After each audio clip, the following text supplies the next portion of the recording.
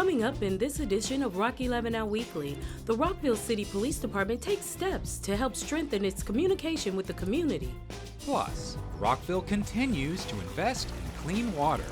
Find out what's being done to build an even better water treatment plant. And Rockville continues its opioid awareness campaign, Rockville Goes Purple. We'll tell you about it. More news, more often, right now. This is Rock 11 Now Weekly, so let's get into it.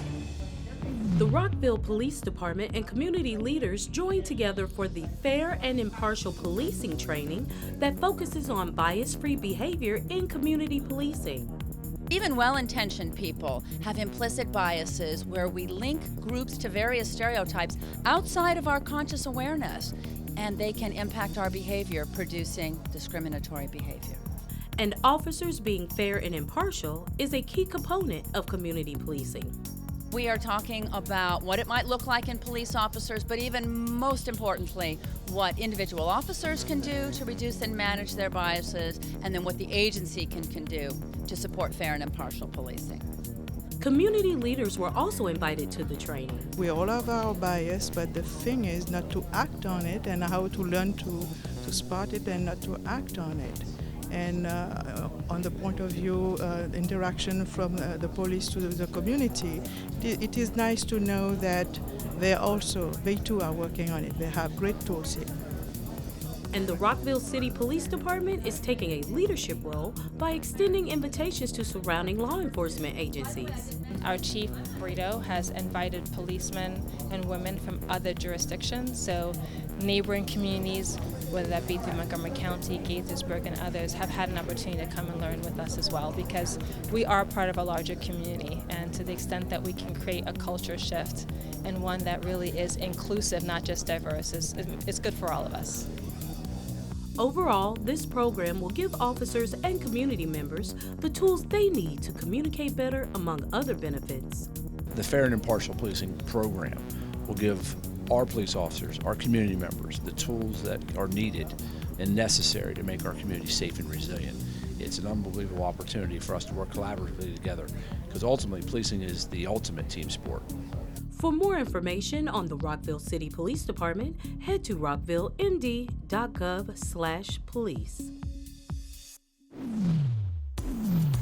Rockville delivers some of the cleanest water in the area, but quality products do come with a price tag. To ensure that Rockville's water treatment system can meet demand, the city is investing over $9 million towards construction projects in 2020. Over $7 million of that funding will upgrade the water treatment plant's electrical system, which has been operating since 1958. We have vintage 1958 transformers and switchgear. Spare parts are not available, so occasionally we have breakdowns. We have to have parts fabricated, and we're really looking forward to having a reliable electrical system. Replacing the electrical system now should mean big savings down the road. Currently, when our system does go down, we have emergency water connections with Washington Suburban Sanitary Commission, and that equates to $20,000 to $22,000 a day. So that can really add up quickly.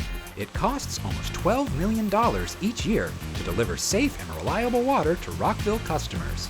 When Rockville residents pay their water bill, that money goes to the city's water fund to finance water treatment, water system operations and maintenance, and administrative services. Though no one enjoys seeing a higher monthly bill, water rate increases from 2019 aren't going to waste.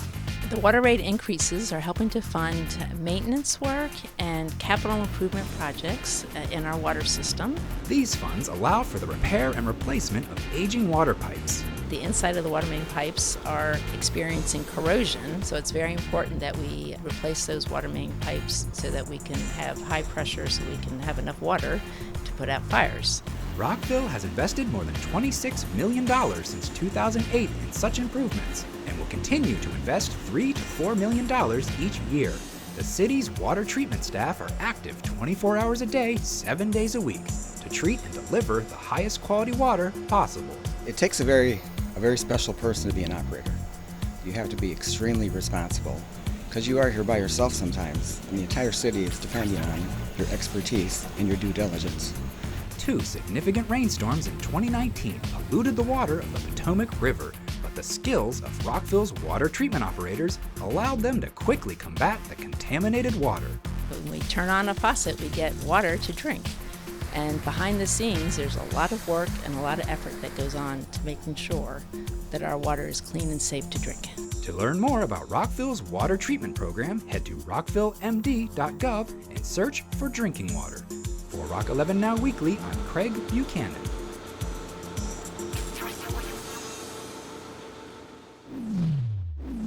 The Mayor and Council show its support for a study of the Rockville Metro Station, which may lead to some much-needed improvements.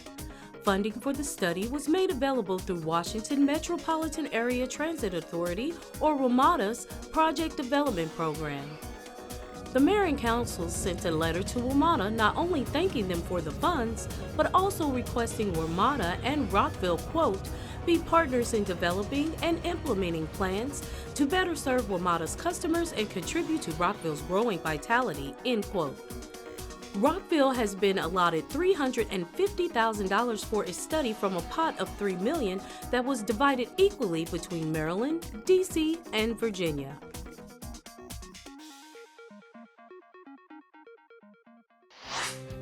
Still to come on Rock 11 Now Weekly, Rockville's opioid abuse awareness campaign continues through the new decade.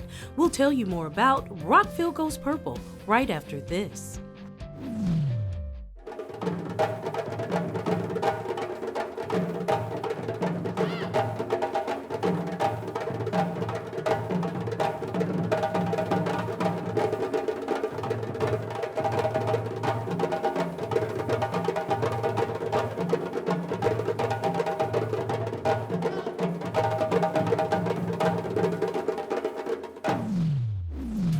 A new decade brings a renewed promise to continue the city's opioid awareness campaign, Rockville Goes Purple.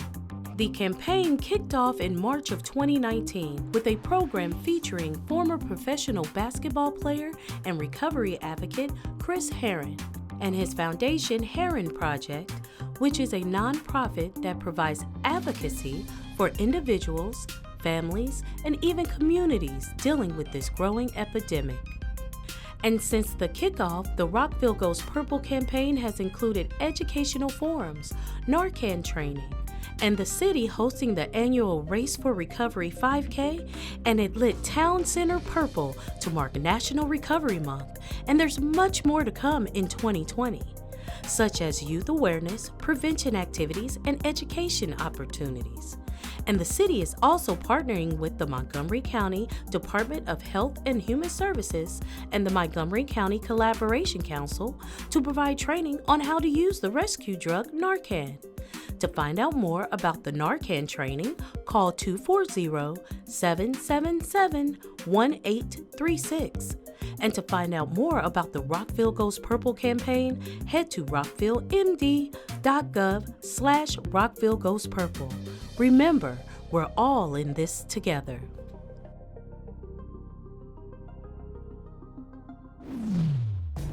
That's gonna do it for this edition of Rock 11 Now Weekly. Remember, you can check out the latest happenings on our online newsletter at rockvillereports.com.